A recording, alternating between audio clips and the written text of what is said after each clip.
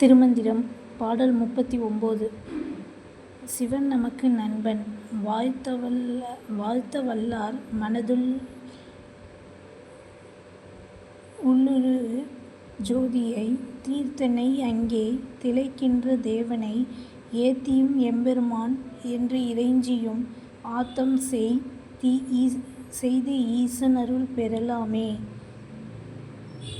வாழ்த்த வல்லார் மனதுள்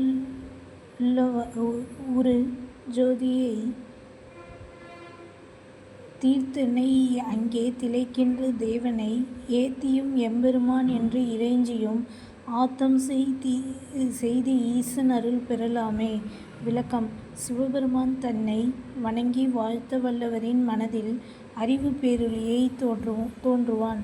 புனித தீர்த்தமானவனை, அந்த தீர்த்தங்களிலே திளைக்கின்ற ஈசனை துதித்தும் எம்பெருமானே என்று வணங்கியும் நட்பு கொண்டு அந்த ஈசனின் அருளை பெறலாமே.